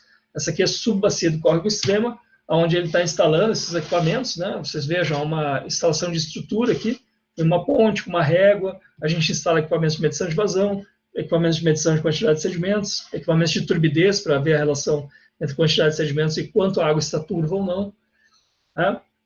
E ele já tem algumas, um ano só de medição até agora, mas ele tem algumas conclusões interessantes. Vocês vejam aqui a estrutura feita na ressurgência, né? Onde é o sistema kárstico mesmo. Então, aqui no sumidouro, né, onde a água entra, sumidouro, e aqui a ressurgência, né, onde a água está exfiltrando da caverna. A água do rio e da caverna se encontram dentro do sumidouro e depois saem as duas juntas na ressurgência. Ele instalou também, é muito difícil a mecanização lá, a automatização da coleta de sedimentos, e a gente, né, enfim, adaptou alguns padrões aqui, porque é uma área de muito difícil acesso, para conseguir coletar sedimentos quando a água sobe, né? Colocamos essas garrafas aqui para conseguir coletar os sedimentos quando a água sobe sem muito acompanhamento, só precisa do acompanhamento depois do evento chuvoso. Ele tem algumas conclusões interessantes, né? No sumidouro, antes da caverna, né, a condutividade, a quantidade de sedimentos é bem menor, ou seja, a bacia hidrográfica não está contribuindo tanto assim para os sedimentos, que seria o normal por runoff. Né? Então, depois da ressurgência, depois que o rio extrema se encontra com a caverna, dentro da caverna da tarimba, nós temos uma turbidez e também uma quantidade de sedimentos, uma granulometria mais grosseira, que mostra o quê? Que provavelmente haja uma mistura dos sedimentos que já estavam dentro da caverna, que são retrabalhados ali, saem os dois juntos na ressurgência. Então, a gente tem uma proposta evolutiva aqui para essa área, né, a partir dos estudos que a gente está fazendo, e que tem que ser muito comprovada ainda, mas que provavelmente muitas das cavernas, se a gente for pensar no Mioceno, quando o Urucuí ainda não tinha sido tão erodido, né, muitas das cavernas foram formadas aí em condições bem mais subterrâneas, né, de conexão aí realmente com o aquífero Urucuia. Tá? E hoje essas cavernas ou estão sendo retrabalhadas ou estão num sistema mais freático. Né? Então foram expostas aí na superfície. Bom, então nós temos algumas questões, já terminando, eu já passei bastante do meu tempo, né? Algumas questões que eu jogo aqui para quem está assistindo e quem se interessar, né, pelo nosso trabalho. Nós temos aqui, o uso da terra polui as cavernas, o uso da terra ali, mais do pasto, né, dessa região da formação do Lagoa do Jacaré, dos Carbonatos, e também lá do Urucuia, ele polui as cavernas, sim ou não? Né? Polui as cavernas o quê? Com água contaminada ou com sedimento contaminado? É uma pergunta que a gente vai tentar responder com a nossa correlação internacional e com os laboratórios do Hydroscience Montpellier, lá em Paris, Montpellier, na França. Né? Já terminando, viu, pessoal? As fontes difusas, as fontes de água e de sedimento são difusas ou localizadas. E para isso nós temos o Matheus, que entrou agora aí no mestrado, né? na pós-graduação em Geografia. Ele vai trabalhar com traçadores, tentando identificar quais as fontes, né, de água do tarimba. Conexão entre aquífero Urucuí e cavernas. A gente precisa saber, existe uma conexão entre as águas que estão vindo do aquífero Urucuí e realmente as cavernas hoje em dia, né, a quantidade, a gente vê que existe uma quantidade de água muito grande nessas cavernas, bem maior que o esperado. Então a Manuela Freire, que é a orientanda do Eloy Campos, vai tentar comprovar isso. Vulnerabilidade das cavernas, né, o Olavo Almanso, que é um orientando meu da pós-graduação em Geografia também, está tentando aplicar modelos de vulnerabilidade para esses aquíferos, né, cársticos. E aqui perguntas que a gente precisa responder ainda e precisa de parceiros aí para estar trabalhando conosco, né. Controles estruturais litológicos, a gente quer convidar muito o pessoal do Gregel para estar atuando junto com a gente, para ver realmente em cada situação de caverna quais os controles para a formação dessa caverna, né. Avaliação de recuperação de áreas degradadas, né. A gente vai fazer essa recuperação ainda, né, então precisa de parceiros para trabalhar na avaliação. Olha, nos anos que vêm para frente, a recuperação está funcionando ou não, a quantidade de sedimentos está diminuindo ou não dentro da tarimba, né, ou de outras cavernas. Proposta de unidade de conservação, como a gente vai mapear, depois de a gente ter todos esses estudos, como a gente vai mapear as áreas que têm que ser preservadas dentro dessa área de preservação ambiental. Quais áreas vão ser as unidades de conservação? Então a gente precisa de alguém que faça, né, esse meio de campo entre os nossos dados e como vai ser essa regulação do ambiente ali. E uma proposta de plano de manejo final, né, com esses nossos dados e realmente com o que a gente vai propor ali de plano de manejo para a área. Claro, a gente vai dar subsídios à APA, para que todos os atores da APA lá, locais, e também que vêm de fora da Universidade de CMBio possam conversar, né. Eu queria agradecer, né, a atenção de vocês, né, a presença de vocês aqui. Eu passei bastante do tempo, aí 20 minutos, né. Termino aqui com a foto da caverna do Funil, que é onde a gente tem um grande sistema hídrico superficial que entra aí dentro de uma caverna e flui ao contrário, né. Convido-os a visitar essa área, a gente tem vários trabalhos de campo para a área, e quem se interessar pode nos acompanhar, estão convidados. O meu e-mail está aí embaixo, rogerioargolda@unb.br. Então, obrigado. Obrigada, professor. Agora a gente vai repassar as perguntas que foram mandadas pelo chat. Vamos começar com a do Robson Filgueira. Formações encontradas em terrenos de natureza granítica e os constituídos por arenito, que apresentam formações semelhantes ao karst, são denominados de pseudokarst ou teria outra denominação? Ok, Robson, né? Isso. Isso depende dos autores, né? Por exemplo, Robert Ray, que eu estava falando, ele considera muito que se houver uma hidrologia, né, que compreenda a infiltração e o movimento, mesmo que for por erosão física, mesmo por abrasão dentro de condutos, mas que haja essa porosidade que permita a infiltração em áreas de recarga, e aí, assim, a formação de dutos, né, dentro do sistema, poderia ser em granito, poderia ser em basalto, em arenito. Esses autores consideram que sim, seria um karst em rochas não carbonáticas, ou seja, não controlado pela dissolução. De outra forma, eu conheço vários casos em granito. Granito, isso é comum. Pode ter queda de blocos ou coisas parecidas com isso, ou até uma fratura que possa ter tido uma erosão local, e que formam lapas, né, pequenas caverninhas, algumas coisas assim, que aí a gente poderia considerar como pseudokárstico. Mas isso depende muito dos autores, né? Então, mas basicamente já existe uma certa aceitação, né, da ciência que trabalha com isso, dos cientistas que trabalham com isso, que haveria um karst em rochas não carbonáticas, muitas vezes não controlado por dissolução. A Jamile Silva mandou 2 perguntas. Além dos traços químicos, que outros aspectos são observados para definir que a formação foi por descida do nível freático? Foi descida do nível freático. Além dos traços químicos, por descida, o nível freático foi rebaixado, é isso? Tá. Bom, isso depende, né? Está trabalhando com solo, com áreas de karst, enfim. Muitas vezes em áreas de karst, se houver um rebaixamento do nível freático, pode não ter muita modificação nos traços químicos da água, porque a gente já está trabalhando com águas duras, né? Já estão saturadas aí muitas vezes em carbonatos, né? Então, enfim, se a gente estiver trabalhando com solo, muitas vezes a gente pode ver melhor essa correspondência entre íons e rebaixamento do nível freático, oxidação, depende do tipo de situação. Então, acho que teria que delimitar mais a questão. A próxima pergunta também é da Jamile. O que caracteriza uma paleocaverna? Quais métodos, feições, etc., são observados para fazer essa definição? Bom, no geral, a gente tem que estudar quais os processos estão se formando cavernas atualmente. Por exemplo, na área da Taímba, a gente tem cavernas freáticas muito bem formadas, né? E lá no topo, o que acontece? Como é um karst coberto, nós não temos muita infiltração, né? Então, as cavernas vadosas não estão sendo formadas no momento. A gente não tem muitas cavernas lá que são cobertas, né, ou por um pelito ou por detritos de arenito, que praticamente não tem esperotemas. Mas tem dutos muito bem formados. Nesse caso, poderia nos levar a entender que é um paleokarst. Por quê? Porque as situações que existiram para o karst, que seria um karst freático, existiram no passado. Então, sim, isso é um paleokarst. A gente tem que estudar os processos que formam as cavernas em determinado karst.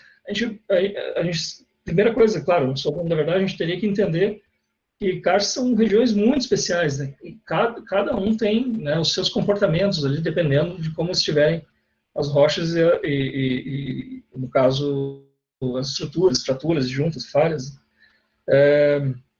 Sim, então, nesse caso, que eu estou explicando por Mambaí, provavelmente as cavernas suspensas não são vadosas, não são paleokarstos fluviais. Né? A gente identifica, pelo formato delas, né, que são ligadas seria nível freático, e não existe mais nível freático, e 2, porque existe uma deposição sedimentar fluvial muito bem preservada. Né? Então, nesse caso, seria um paleokarst. Né? Existem vários outros casos de paleokarst. A gente tem que estudar os processos que geraram o karst para saber se ele é paleo ou não. Ou seja, se ele não é mais ativo ou ainda é ativo. Se ele não for mais ativo, é paleo. É isso que eu entendo. Tá bom. A próxima pergunta é do Túlio Gabriel. Boa apresentação, professor. Gostaria de saber quais características ajudam a distinguir se a espeleogênese foi freática ou vadosa na região estudada. Bom, geralmente uma espeleogênese freática não tem esperotemas, né? Então, basicamente, essa é a primeira característica, né? A espeleogênese vadosa, principalmente quando a gente tem uma área de recarga rica, realmente em carbonatos, vai ter uma formação, um crescimento de esperotemas, né, muito grande. Então, essa é a característica básica assim, dos dois sistemas. Tá. A próxima pergunta é da Antonieta Mourão. Como ter acesso aos estudos já concluídos ou artigos produzidos? Bom, você pode entrar em contato pelo meu e-mail, rogerioagoda@unb.br, ou você pode ir, hoje a gente usa muito a plataforma ResearchGate, né? E lá no ResearchGate tem eu tenho uma página com o meu laboratório e todos os alunos, e ali tem todas as pesquisas que a gente já produziu, e é bom acompanhar ali, porque tudo que publica aparece na hora, né? Então vocês conseguem ter acesso a isso. De outra forma, todos esses nomes que vocês viram aí, eu acho que essa apresentação vai ficar disponível, vocês podem colocar, por exemplo, o TCC da Amanda, que terminou, os mestrados do Cristiano e do José, isso não vai entrar no ResearchGate porque não é artigo, né? Então, vocês podem acessar isso via o próprio repositório da UNB. Tá? Professor, depois você pode me passar esses links que eu disponibilizo na descrição do vídeo. Aí fica depois para a galera poder pegar. Perfeitamente. A próxima pergunta é da Ana Carolina Nunes. Sobre mapeamento de dolinas, teria alguma indicação de método a partir de modelos digitais de elevação gratuitos? Gratuitos? Bom, gratuitos a gente tem acesso ao SRTM, né? Que é uma missão por radar, enfim. Geralmente são dados muito bons, mas que tem uma escala de 90 metros do lado do pixel, né? Que não permite mapear dolinas muito pequenas, né? Então são feições maiores. E tem também o ASO Pulsar, que também é por radar, né? E tem dados bons, às vezes tem alguns erros. O trabalho do Cristiano foi feito por ASO Pulsar. Então, Cristiano Fernandes, né? Se você for no ResearchGate, lá como eu falei, vou colocar o link aqui, você vai ter lá vários artigos que ele publicou sobre primeiro, sobre a revisão de que seriam dolinas, como elas são mapeadas, quais os métodos de mapeamento de dolinas, de forma automática, de forma manual, digamos assim, e depois ele ainda faz uma revisão sobre como usar esses modelos para chegar a esse resultado. Então está tudo muito bem explicado lá no mestrado dele. Tá?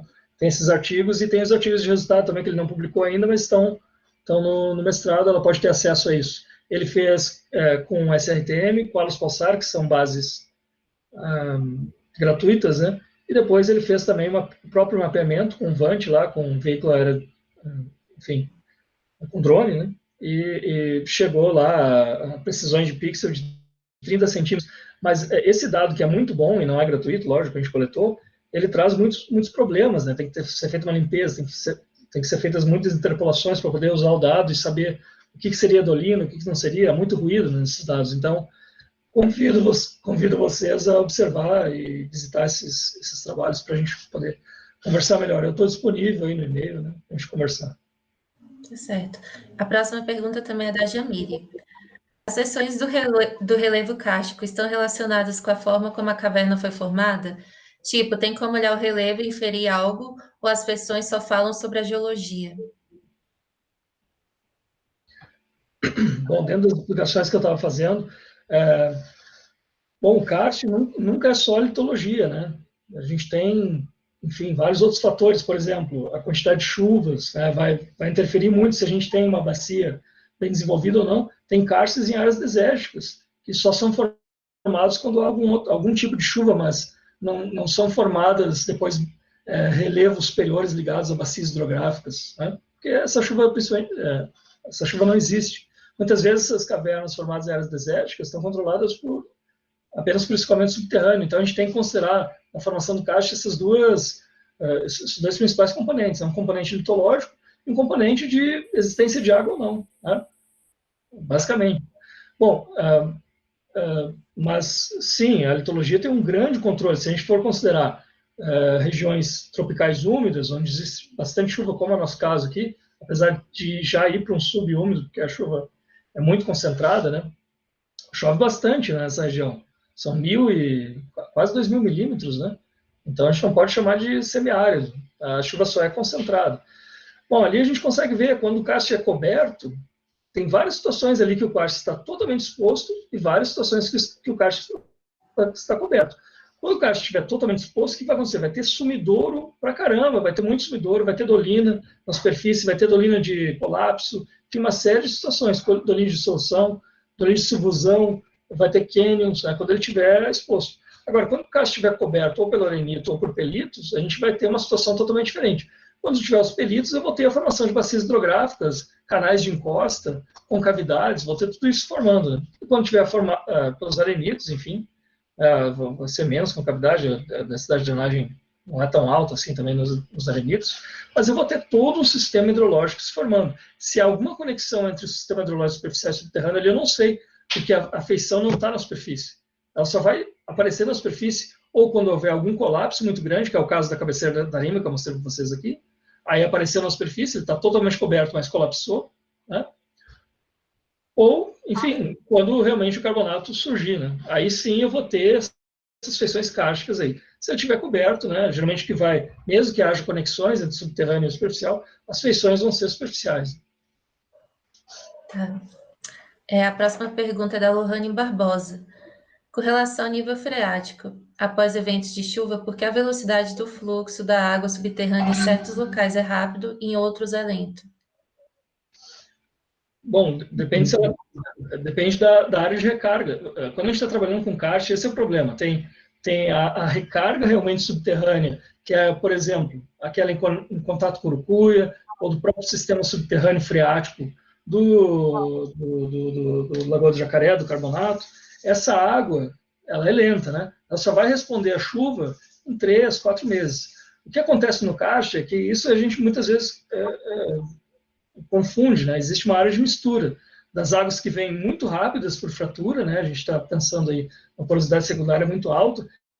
Essas águas podem infiltrar muito rapidamente e chegar junto com essa água subterrânea. Se o nível estiver mais alto, se o nível freático estiver mais alto já no final da estação chuvosa, né, o aquífero recarregou, tem mais pressão de água, eu tenho que pensar que eu vou ter uma resposta mais rápida também, né, da água que infiltrou rapidamente da área de recarga e chegou nas cavernas. Né? Então, essa área de mistura aí que a gente tem que ver. Geralmente, quando eu tenho resposta à água alta, a chuva, eu não estou tratando de água subterrânea, estou tratando de fluxo de picos.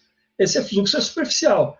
Porém, nas cavernas, né, isso que muda, por isso que esse era o começo da palestra, né, sistema superficial em contraposição ao sistema kárstico, o que eu tenho? Né? Muitas vezes o sistema kárstico vai coletar rapidamente essas águas que eram para ser superficiais. E muitas vezes as dolinas são novas que coletam. Por exemplo, esse sistema que estou mostrando para vocês na tela aí tem 2.000 anos. Ele é recente. Né? Antes disso, o rio estava correndo na superfície. Tá? Então, toda essa água aí que responde ao nível superficial, isso aí quando chove, esse rio fica turvo, muita água, né? Toda essa água entra na caverna. Quando ela entra na caverna, ela é subterrânea ou superficial? Né? Então, é um sistema superficial que entra na caverna. Lá dentro, talvez ele conecte a um nível freático ou não. Pode ser que o nível freático esteja mais baixo. Né? Então, bom, para isso que a gente faz o tipo de estudo, eu não consegui explicar muito bem o estudo do André, porque faltou tempo, e também não terminou, né, ele está no começo. Para isso que a gente faz o tipo de estudo do André e Tavares, que é justamente para fazer a divisão. A gente tem que dividir isso na hidrógrafa, né? O que é fluxo subterrâneo, o fluxo de base, né? E aí a gente vê por elementos químicos, né? Estão mais carregados, né? De água mais dura, uma água que vem do carbonato, do nível freático, com essa água da chuva, né? Que está gerando escoamento de pico, né? Os fluxos de pico da água da chuva que vem extremamente carregados de sedimentos. Então, mesmo assim, eu falei que muitas vezes o fluxo subterrâneo vem com sedimentos, né? Como a gente falou ali. Mas é um fluxo subterrâneo que vem das zonas vadosas, né? Muitas vezes ele não misturou aí com a água freática. Então, a gente tem que ter essa... Todo mundo se confunde, né? Até eu aqui. A gente tem que dividir bem isso e saber quais são as áreas de recarga. Muitas vezes a tarimba, que eu mostrei para vocês, ela está capturando um rio lá em cima, né? O Rio Ventura, a gente nem sabe, né? Então, para isso que se fazem os estudos com traçadores, para saber quais realmente são as áreas de recarga das cavernas. Né? Porque não são as mesmas áreas dos divisores topográficos das bacias. É isso que a gente tem que diferenciar. Tá. A próxima pergunta é do Matheus Santiago. Existe algum potencial de vulnerabilidade na região de tarimba? Alguma atividade antrópica que possa estar interferindo e alterando as características físico-químicas da água? Matheus Santiago é meu aluno, por acaso, no mestrado? Não sei. Deve ser, né? Matheus Santiago, deve ser. Olha, Matheus, sim, com certeza. Existem dois tipos ali de influências antrópicas que a gente tem que estudar. A primeira é o uso do solo logo acima da tarimba, que foi um uso do solo durante décadas, né, comandado pelo pasto, e o pasto vai causando, né, enfim, uma degradação aí dessas áreas. As gramíneas, enfim, vão desaparecendo, o solo vai sendo pisoteado, né? Então, com isso, o escoamento superficial vai aumentando, né, porque a gente tem menos vegetação, e aí a gente criou ali uma coisa que se chama desertificação kárstica, né, uma retroalimentação negativa. A vegetação não consegue mais voltar. Por quê? Ou a água está infiltrando, ou escoando superficialmente, a água não para no sistema. O que fazia a água parar no sistema ali? As veredas, né? A vegetação do cerrado fazia a água parar um pouco no sistema. Agora não para mais. Ou ela escoa com sedimentos, ou infiltra muitas vezes com sedimentos também, né? Dependendo do duto que ela infiltrar. Bom, ali nós temos o gado, né, que pode trazer algum tipo de, enfim, poluição. Nós temos os próprios sedimentos, a argilose e a arenosa, que são transportados, estão entulhando muito essas cavernas. E nós temos uma possibilidade de trazer poluição lá das zonas, né, de plantio da Bahia, né, se houver alguma conexão entre o sistema freático do Urucuia e da formação carbonática da Lagoa do Jacaré. Aí é mais complexo, por isso que a gente precisa fazer esses estudos, tanto de traçadores, das águas vadosas, quanto, né, das origens da água freática, que os novos mestrandos estão fazendo aí. Tá. A próxima pergunta é do André Souza. Pela sua experiência, qual o método geofísico mais eficiente para se identificar a ocorrência de cavernas? Aí ele deu alguns exemplos, eletroresistividade, GPR ou algum outro. GPR só funciona se o cara estiver exposto, né? Muitas vezes, se estiver abaixo de um arenito, ele vai ter que atravessar, né? Então, tu vai precisar de uma onda, vai precisar de uma antena, uma potência grande, enfim, uma antena de 200 MHz para cima, né?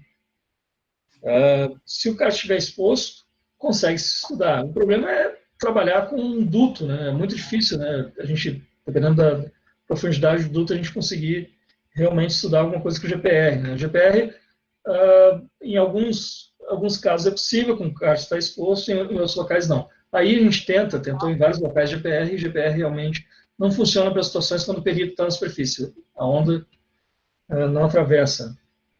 Eletroresistividade é a mais indicada, né? Vai dar certo, não vai aparecer dutos com água, às vezes dutos sem água, só que depende da profundidade também. Ali a gente tem linhas de 350 metros que tem uma profundidade, 350 metros de largura, né?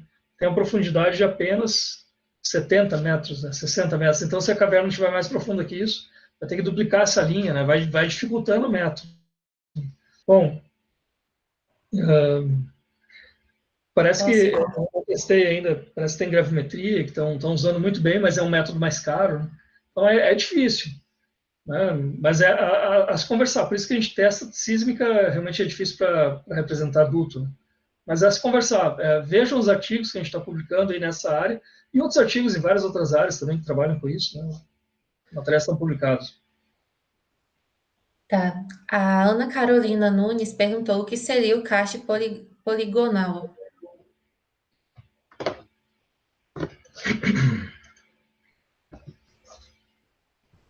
Bom, Ana, então, como eu mostrei ali na apresentação, né, vou voltar lá. Vocês estão vendo aí? Ela está vendo, será? Tá. Então, está lá no começo, né? Então, bom, ele mostrou que é um karst poligonal porque, enfim, as dolinas têm divisores, né, das bacias que convergem para elas, né, divisores contínuos, né, entre as próprias dolinas, elas não são isoladas. Então, tem essas grandes bacias que convergem, né, para dentro delas, que são contíguas entre uma dolina e outra. Então, convido também você a estudar esse artigo do Cristiano, que demonstra muito bem, no caso da dissertação dele, isso não está publicado em artigo ainda, demonstra como esse karst poligonal foi identificado aí. Não é comum nessa área, não era esperado, justamente porque aqui a gente tem muitas dolinas isoladas, né? Não tem essa condição que é mais uma condição, por exemplo, que acontece lá no Vale do Ribeira, né? Em São Paulo, Paraná. Lá sim tem um grande desenvolvimento do karst que está superficial, né? O carbonato está superficial e consegue formar essas bacias contíguas aí que convergem para pontos únicos de infiltração. Aqui nessa área, como a gente tem um karst coberto, geralmente a gente tem mais dolinas de colapso, dolinas isoladas, algumas dolinas de dissolução, mas é difícil esse desenvolvimento tão claro aí do karst poligonal. Tá certo. A próxima pergunta é do Rodrigo Ranulfo. Nos depósitos fluviais quaternários pesquisados, existem formações de calcrétios nas camadas estratigráficas? Aí tem interesse nessas formações como indicadores de paleoclima. Sim. A gente não trabalha isso com, no caso, nessa pesquisa a gente não está trabalhando isso como calcrétio, mas como paleopiso, né? Para ter tempo de formar, eu não sei se está falando de outra coisa, né? Mas a gente ali está trabalhando com níveis clásticos, que são de sedimentos que vêm de fora da caverna, depositam, e depois níveis químicos, que quando não houve mais transporte, deu tempo, né, da dissolução que vem das paredes se formar, né, um piso, né? São paleopisos. E sim, a gente tem o problema nesses trabalhos, um trabalho de mestrado, por exemplo, não consegue fazer luminescência, carbono 14, depois urânio e tório para fazer a datação desses paleopisos. Então a gente não consegue fazer tudo isso ao mesmo tempo. A gente está com um bom contato lá com a França, vamos ver se a gente consegue fazer algumas datações aí de urânio e tório nesse material, tá? Mas sim, representa muito bem tanto períodos que houve fluxo, né, fluvial que gerou os sedimentos, ou seja, pode haver um período de deposição química, e esses próprios períodos de deposição química, você pode fazer a datação e depois estudos isotópicos de oxigênio, enfim, para ver essa questão mais paleomental, que a gente não consegue quase ver nos sedimentos clássicos. Por isso que a gente está fazendo geoquímica nos sedimentos clássicos para ver se tem mineralogia para ver um pouco da área fonte e geoquímica para ver, tentar estabelecer alguma correlação paleomental. O trabalho não foi publicado ainda, mas vai ser, né, no futuro. Ela está defendendo daqui a pouco, quando a pandemia deixar defender, né? E daí a gente vai poder conversar aí sobre esses dados. Tá certo. Eu queria agradecer, professor, em nome do Gregel, a sua participação, pela sua apresentação. Acho que foi bastante esclarecedora, foi um dos temas que a galera pediu na última live. Eu também queria agradecer, em nome do grupo, o convite que o senhor fez, da parceria, que a gente possa cooperar no seu projeto. E queria relembrar a galera para preencher o formulário que está na descrição do vídeo, que é para poder ganhar o certificado. E é isso. Obrigada a todos que assistiram e ao senhor por ter se disponibilizado. Perfeitamente. Gostaria de agradecer o espaço que vocês deram. É muito importante que a gente consiga divulgar com mais tempo, né? As pesquisas geralmente são apresentações curtas, né? A gente consiga divulgar melhor aí. Tomara que a gente continue conversando, né? Tanto vocês do Gregel, quanto o pessoal que estava aí interessado na palestra, a gente pode continuar conversando aí, estabelecer parcerias, né? A gente está aberto a parcerias aí com todo mundo que quiser trabalhar conosco. Tá certo, professor. Então, o senhor continua na conversa, acho que o Carlos já vai cortar aí a transmissão. Perfeito.